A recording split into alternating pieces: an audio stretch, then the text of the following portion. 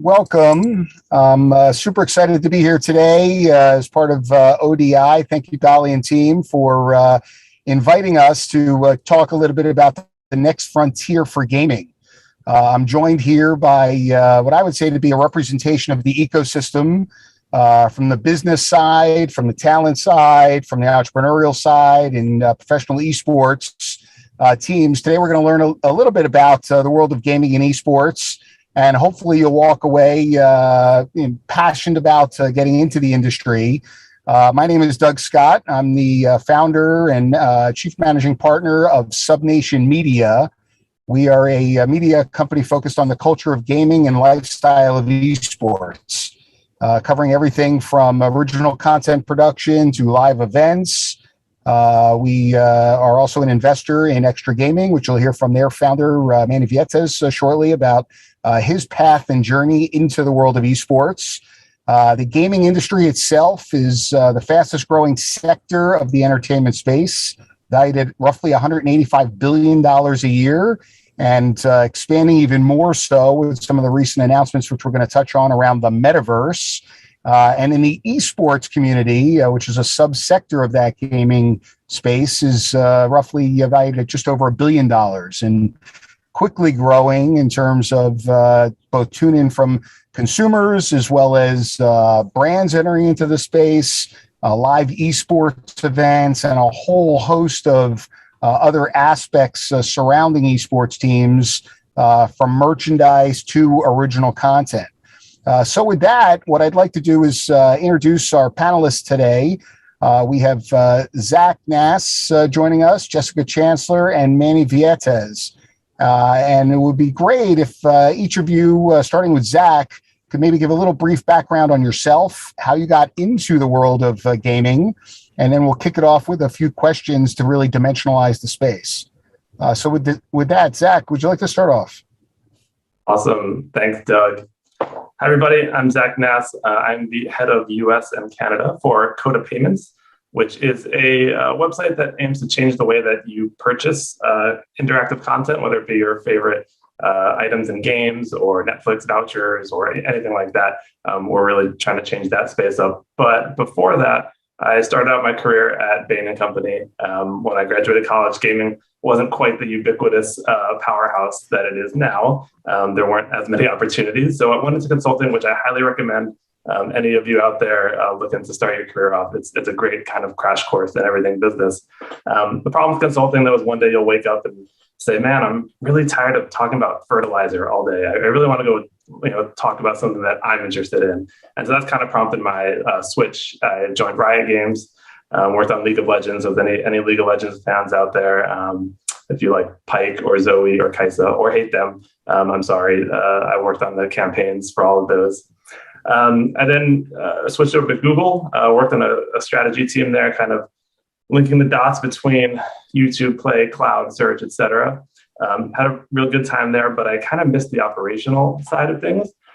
So when Coda Payments gave me a call and asked me to kind of expand the business in the US, it sounded like a really cool opportunity that I couldn't pass up. So I'll leave it at that and hand it back to you, Doug.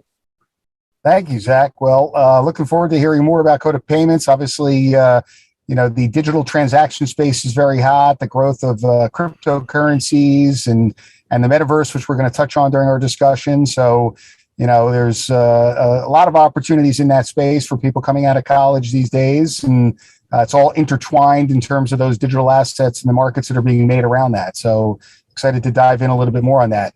I'm going to turn it over to Jessica here.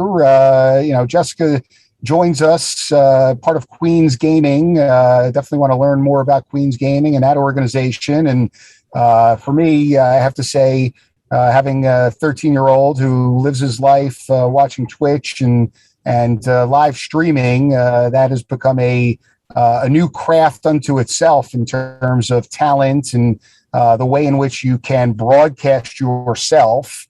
So Jessica, why don't you give us a little background, how you got to where you are in this world of gaming and, provide some insight in that marketplace. Yeah. So my story is a little all over the place for sure. So we'll simplify it. But I was in college for epidemiology. I was just kind of going through the ringer of schooling. I loved it, but it was just so draining. And I had several things in my life happen that made it hard to continue financially and whatnot. And I always told myself, even though I was a huge comic book and video game fan my entire life, that like, there's nothing in that for me. Like, you can't make a living off that. That's my hobby. That's my hobby. That's my hobby. And I was pursuing something that I thought would be like very, stable for me.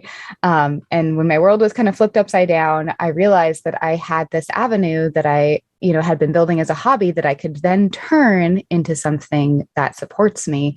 And it started with doing cosplay and going into the acting world. And then I started going and streaming on Twitch and gaming, and found this community of like-minded people who are really supportive and amazing in Queens. And here I am today.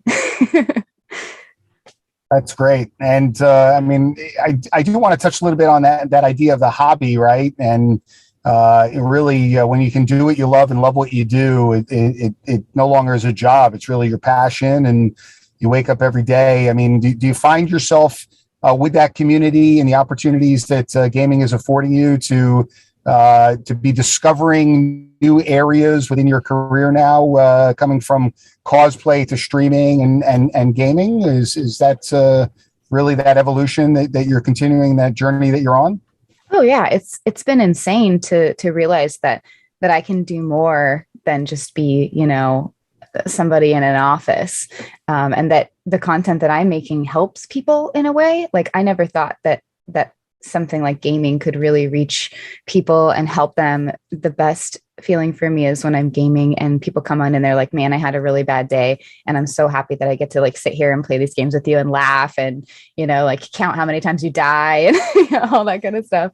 I feel like especially being a part of Queens has helped too, because having a community of women that support each other and that grow together and that truly like, we lift each other up in a way has been absolutely incredibly empowering to know that like all these communities or all these, things like streaming, you kind of feel like you're on your own. You kind of feel like, oh, I'm on my own. It's me in my room.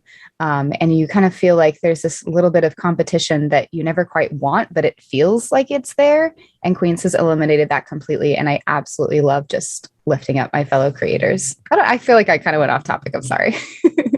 All right, look, that's why we're here. On topic or off topic. Manny, I want to shift over to you for a second in terms of your introduction. You're the founder and CEO of the #1 Fortnite team in America.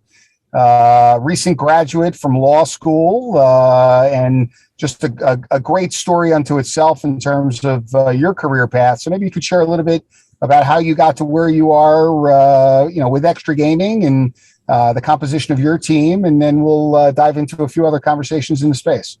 Yeah. So as Doug said, my name is Manny Vietes, founder and CEO of Extra Gaming. I had a little bit of a different path getting into gaming. I started in professional sports. When I went to college at UNLV, I wanted to be a sports journalist and a broadcaster, media person. I got an internship working with the Sacramento Kings when I was 18. Worked my way up through that system over there, and finally worked my way into working with people at ESPN. Started writing game stories, things like that. They had me fly out to All-Star weekends, NBA drafts, and I was doing that for years while I was in college. I kind of wanted to pivot from being a sports journalist and wanted to be a sports agent. And so I thought to myself, what's the best way to do that? And I said, go to law school. So I go to law school. At that same exact time, I also, gaming was a huge part of my life. I was always gaming on the side. And then I ended up creating this team called Extra Gaming during my first year of law school, right?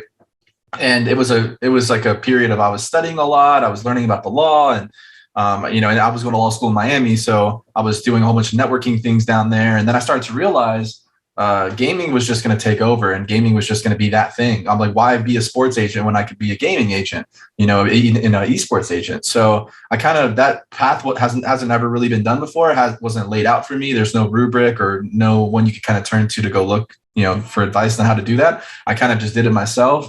A lot of people didn't believe in me. Teachers told me that I was doing the wrong thing. Family didn't either. But I just said, you know what, I believe in it, so I'm going to do it. And, you know, one thing led to another. I kept building extra. I started putting my own money into the company. And then before you know it, I was recruiting undiscovered talent around the whole entire US. I'm talking kids that were 14, 15 years old. I'm talking to their parents, letting them know how the industry works. And then before you know it, those kids that I had believed in when I first started, I made some really, really good picks. And those kids ended up blowing up and turning into the Fortnite players and like the creators that they are today. And so, you know, as Doug said, we do have the #1 Fortnite team in the world right now.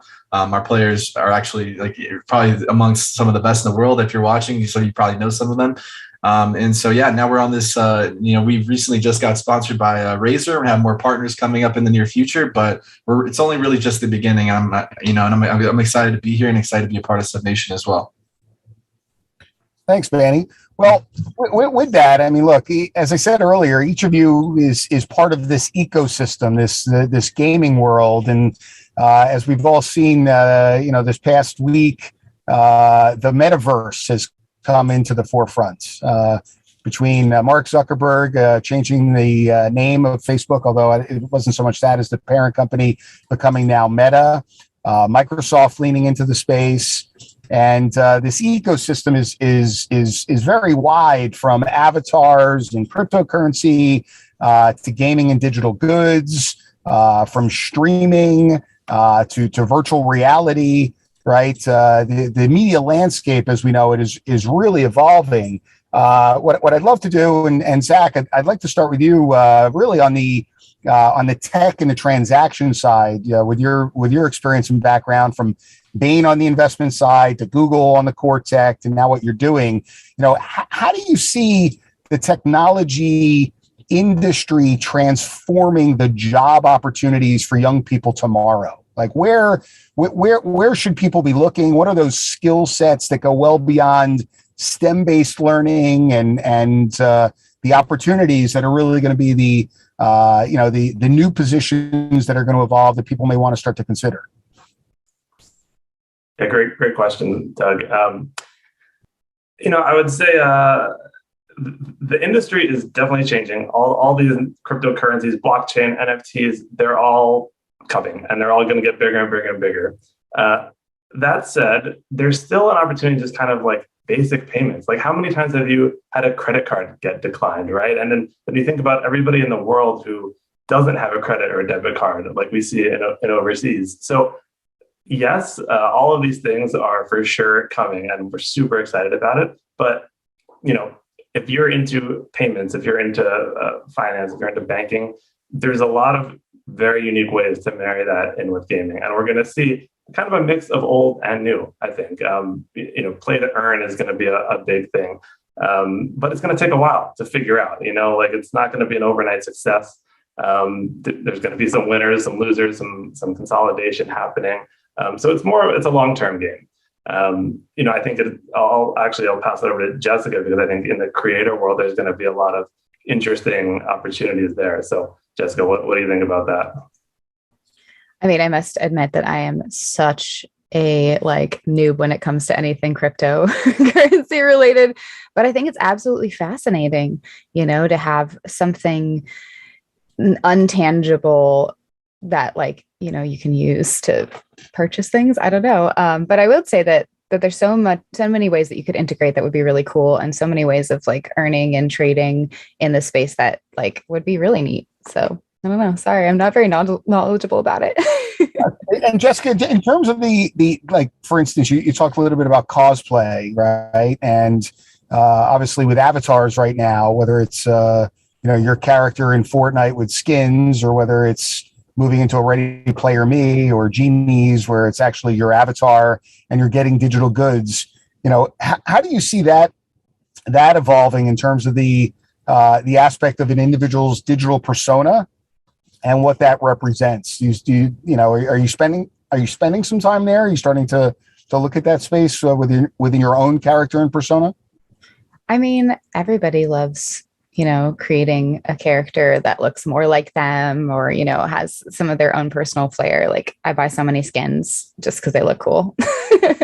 And I think that like it would be so cool to be able to purchase something or create something that represents you across all spaces, like to be able to marry maybe like individuality through everything. Like my Minecraft character is going to look like this character, and like maybe create a space where you are like people will see it and be like, oh, I know who that is. I recognize you, just like they'd recognize you on the street. I think that's amazing. That'd be so cool.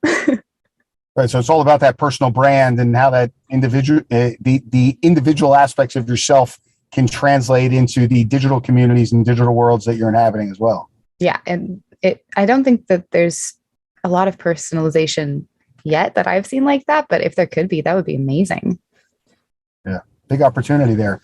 Mm-hmm. Manny, how does that within the Fortnite world? I mean, because, obviously Fortnite, between Marshmello and then Travis Scott, they were really the first creator community, let's call it, within that creative mode that they have to embrace live events when you got 400 million subscribers and, tens of millions of players, simultaneous.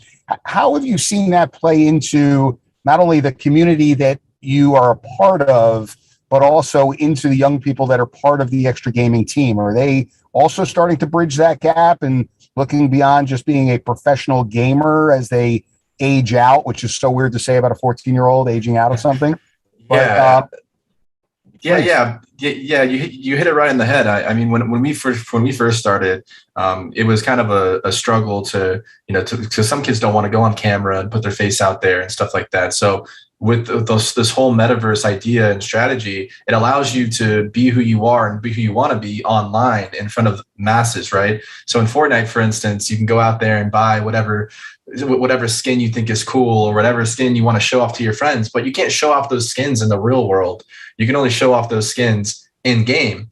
And that's what the whole metaverse is about. Whether you're buying NFTs or whether you're buying, whatever online, you need a marketplace and you need basically a venue to show off what you're wearing and to show off what your digital goods.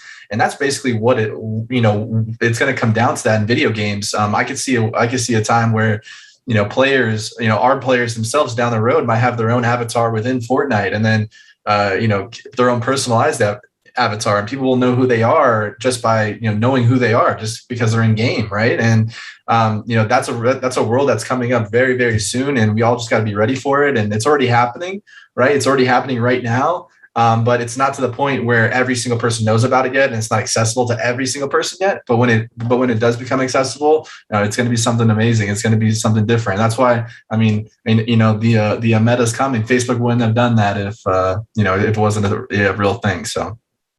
Yeah, I was just going to jump in and say that I think one of the real promises there is kind of bringing together all the different entertainment media we have. There's obviously a big media crowd in the audience here, and you have one screen to watch Netflix, you have one screen to play Fortnite, you have one screen to send your Snapchats. The metaverse can really bring all those together. So as we're storytellers in this world, there's going to be so many more unique experiences that you can do when all of these things come together.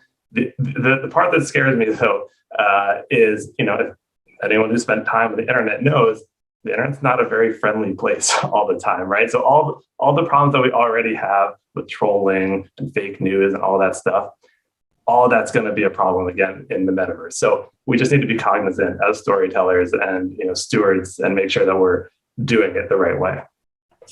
And with all this new technology, I mean, Zach, you touched on this idea of storytelling, right? And I always believe that storytelling is two words. Story is a constant. We will always tell stories, yet the way in which we tell them is a variable, right? We evolved from cave drawings to campfires to books to radio to black and white TV, color TV, and now, of course, the internet. And really what's been interesting is this evolution of the telling, right? The formats. And we're now in a world where it's kind of the idea of 3 acts or once upon a time the end has evolved into this potentially never-ending story, or for that matter, even a nonlinear story, right? Do you feel that, and I heard the word used earlier, gamification, do you feel that the idea of gamification and storytelling combined is going to create some new creator opportunities, some new creative opportunities and ways to think about traditional Hollywood systems where, again, Hollywood has to start to transform itself into the way in which today's young person, which is tomorrow's consumer, wants to actually watch a movie or consume content? Yeah, that's a great insight. It's funny because you see people get upset, right, when a new Star Wars comes out. And like, they just retold the old Star Wars movie, like from the 70s and 80s. What do they do? Well, there's a reason why they did that, because it's great and because the new generation hasn't seen it yet, right? So there's nothing wrong with kind of leaning on old tropes and old themes that people really love. So that's why you still see today Star Wars, Marvel, Disney, all the stuff that we grew up with is still insanely popular today. But of course, now you can play as Darth Vader or whatever. You can engage with these characters and these universes in much more unique ways than you could before. So absolutely, Hollywood and music and fashion are all coming together. I mean, some of the stuff that Fortnite is obviously doing, some of the League of Legends is doing, they're mixing all of these aspects together and just creating these unique experiences that could never have happened before. Jessica, as a creator, in terms of those experiences, and you're live streaming on a regular basis, the amazing character selection that you have behind you, I might add, with your plushies, right? Talk a little bit about how you approach storytelling. How do you approach your content, your creativity? Is it a reflection as a scriptwriter would, where it's stories of my life and people around me? Is it based on the community and the feedback and input you're receiving from those that follow you and are communicating with you in real time? Because live streaming is, to me, is like Broadway, right? It's one take. There's no cut and start over. You're constant. You're there, right? So how does that differ from maybe when you were starting off as an actress per se, and the approach that you take? I think that the big thing is being comfortable being yourself, and telling your story and being raw.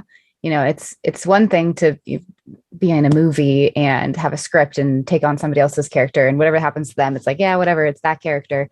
But in live streaming, like, you literally can be so raw. Like, if you're having an awful day and something, triggers that, like, your audience is going to see you have an awful day, and like, they are there with you in the thick of it. And sometimes I log in and my chatters, they're like, hey, I just saw your Instagram story and that was really cool. They already know so much about your life. So you have to really facilitate what you put out there and like who you want to be and what you want to stand for. You really have to make sure that like everything is so precisely curated. And if it's not, then, you just need some control over it, I guess. And some balance.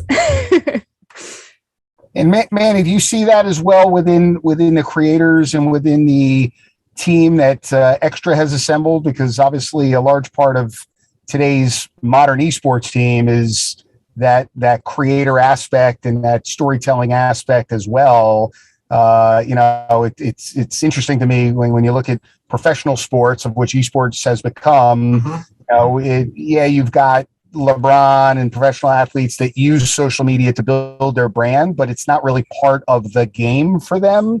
Whereas in your world, it's very much part of that entire ecosystem. Yeah. I came from the whole sports and entertainment world. So I kind of took the exact same model that professional athletes were using when it came to like how they brand themselves online, how they basically tell their story not on the court, right? And so like the thing is, you can tell the story of them being a gamer, right, by watching them play, right? But when they're not playing the actual game and they're doing something else, like it lives on the same exact platform. So for instance, like LeBron, he might be playing on ESPN or TNT, but then you see the rest of his content on Instagram or on Twitter. But what's cool about the gaming world is that it's, instead of going on to TNT or ESPN, it's all on Twitch. and then you don't have to go anywhere else. And so it creates that, like, you're retaining the viewer because they're not going anywhere. They don't have to jump from platform to platform. And if they're on their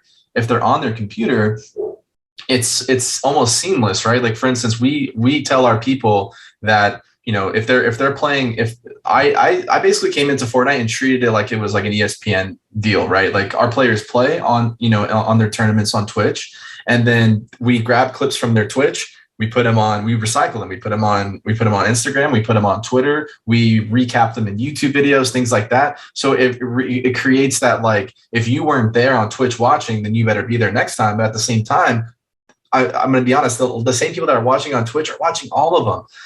So it's like, and for the creator themselves, you have to open up that other window and that other avenue of, like, okay, like, I got to differentiate myself within this marketplace. I can't just be that gamer that just plays the game and then doesn't export the content on every other platform. And that's what I've done really well with our guys. I mean, if our guys, you watch them play on Twitch, but then you can watch their recaps and the highlights on every single platform. And that not only that, like, I've turned our players into actual personalities.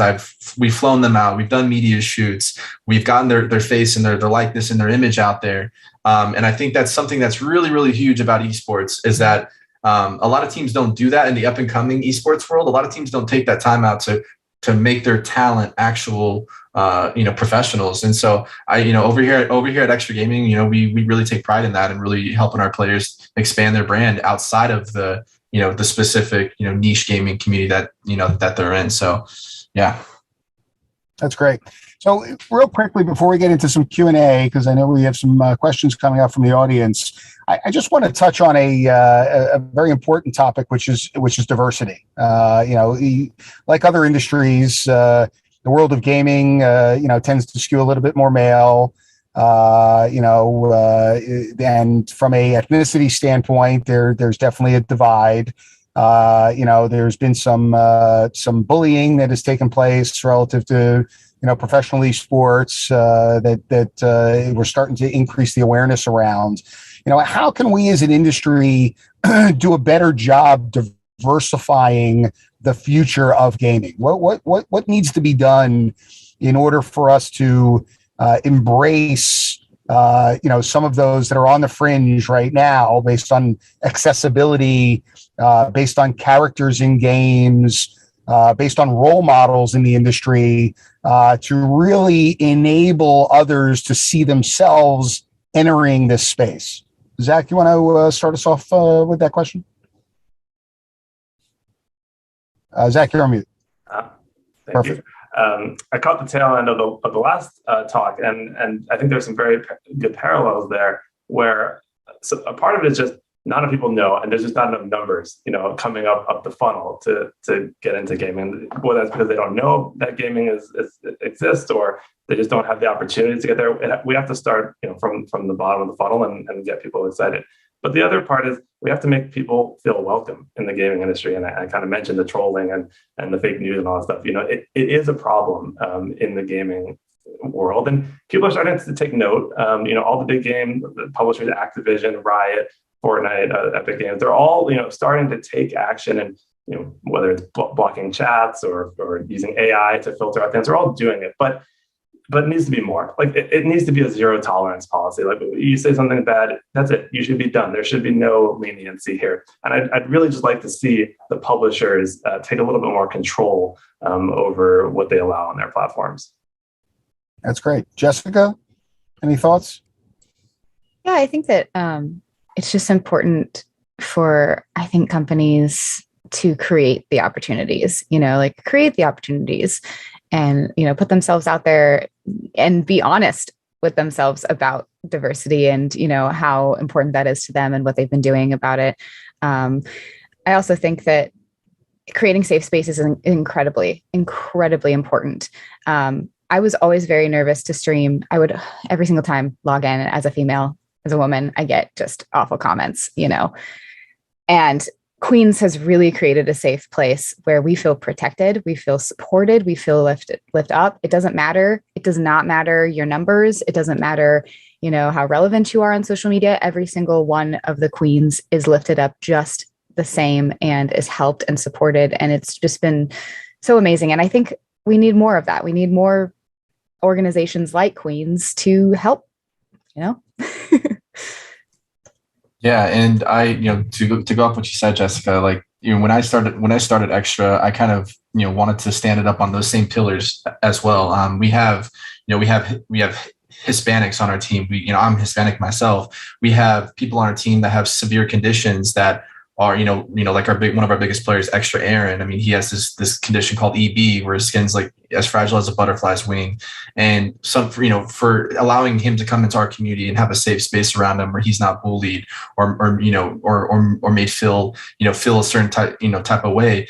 I'm such an advocate for that, in the sense that, honestly, like I think that gaming allows people to see past those barriers and allows people to actually come together more so than in real life. Honestly, like it's a kind of crazy concept, but when you're online, it allows people to kind of like break that barrier and kind of like step in, kind of make that first jump to being good with themselves and to not feel that kind of discomfort that sometimes you do feel in person, because you don't, sometimes you feel out of place. And so, as long as we together as a community can keep on building that and building people's confidence up, and then basically kind of just, merge that into whatever the next thing is, whether it's, like the metaverse, right? Like, hopefully that we can take these values that we're all talking about here and just transform them as we go along this path, because it's never, unfortunately, it's never going to go away. There's always going to be bad people on the internet. The cancel culture is a real thing, that stuff happens, and so, as long as we can all be together, and as long as we can all just like work towards this one thing together, I think we'll all be, we'll all be a safer place for our kids, and for my future kids, and for everyone that I represent, moving into this next, generation of the Web 3.0. Because I think that's a huge, that's a huge topic now. Agreed, Manny. So I'm going to turn it over to Oliver here. I believe he's got some Q&A for us. Oliver, thanks for joining us. And thanks for everyone. What's up? My name is Oliver. I'm a student over at the University of Arizona, and I came up with just a couple of questions I wanted to hear you guys talk about. So one thing I wanted to know was, what are some key experiences or takeaways that you guys have had from your earlier careers that have really prepared you for the careers that you have today? And what advice do you have for current students who really want to break in and are looking into working in the gaming industry? Or Manny? Yeah, I could take that first. I was one of those kids about 2 years ago. Like I was in law school. I was deciding, I'm like, do I be a lawyer? Like, do I want to work? Although it's good money, like, would I want to sit there and do something that I didn't want to do for the rest of my life? Or do I want to take that risk? And, maybe it works out, maybe it doesn't, but you're never going to find out if you don't, like, straight up. And I use that all the time to everyone I talk to. It's like, you have to take those leaps. You gotta, go past your boundaries. You got to go past the status quo. You got to do what you feel right. You got to follow your passion. And as long as you're so I always go by these two things. As long as you're following your passion and you're finding your purpose, and if you're having fun while you're doing both of those things, then you're doing the 100% the right thing that you want to do. If you're not finding two of those things, if you're not finding your passion, you're not finding your purpose and doing whatever you want to do, probably not the right thing for you. And the money part, trust me, like, the money part is great. It comes and goes, right? Money always comes and goes, but you as a person means more than any of that. And I've had opportunities doing this or doing that make way more money or doing this or whatever. But as long as you're following your passion and following your purpose and, just basically just believing in yourself, that's really all it takes. Like, and somewhere along the line, someone or something is going to give you an opportunity as long as you keep on doing the right thing. And, eventually that's kind of what happened with us. We were grinding Extra Gaming every single day. Didn't know if I was going to be able to do this full time and blow this thing up. And then, thankfully SubNation came in. They helped us out tremendously and propelled our business to take it to the next level. And so, there's opportunities like that happen. They're real. Don't think that because it's just you, that's not happening, or it won't ever happen to you, because they are real. Things like that happen every day. So, just keep on going, guys. Zach? Yeah, I think very similar. All of us do different things in gaming, but we all have that same common connection where we kind of felt like we had to hide our love for gaming, like it wasn't something you could just be open and talk about. People would give you weird looks. So my advice is like, just be authentic, whatever it is that excites you, be authentic about it. Because in any relationship, whether, it's with, friends or family, or even when you're interviewing, like in an interview, they're judging you, but you're also judging them. So if you, are a gamer and they don't like that, then it's not a good fit for you either. And don't be afraid to kind of realize that and move on. So just be yourself and be authentic. Jessica, we'll wrap it up with you because I think we're coming to an end. Yeah. I would say that, don't be afraid to start over. You might get so far into a career or into a major, even in college or anything, and just realize that it may not be what you want. And it is totally fine to start over. Life is much like vaster than you think it is. It's not, it's not too late to start something new and to try to branch out and find something that truly excites you and makes you happy. And just know that if things seem rough, it's always going to get better no matter what. And you just need to keep pushing and fight for what you love and be yourself, and good things will happen. I couldn't agree with that more. And, for me, in terms of my career, it's all about recognizing that doors open every day and just pursuing the dreams. As Manny said, find that passion, do what you love what you do. I'm fortunate to say I've never had a job. I've had hard days. There's no question about that. And done a lot of heavy lifting, but you got to find that space that you want to be in, and just know that where you think you want to be today is going to change tomorrow. It's going to change 5 years from now. And, that's life. And you just have to evolve and continue to pursue the things that make you happy. And most importantly, find people that you want to really be working with, right? Because it's about the people, it's about the passion, and then everything else after that, will follow. So that's my bit of advice that I'll give you on career path. So Oliver, I think that's it for us today. It was a pleasure. I think with this group of experts, I probably could talk for another hour and we could dig even deeper into other topics. But really, again, want to thank Dolly and Evan and the whole ODI family for inviting us to participate in this. And I wish everybody the best of luck in their pursuit, both in college or in school as well as after. And thank you, Jessica, Zach, and Manny for joining us today for this conversation. Thanks for having us. Thank you. Thank you all. Thank you. Bye-bye. Bye-bye.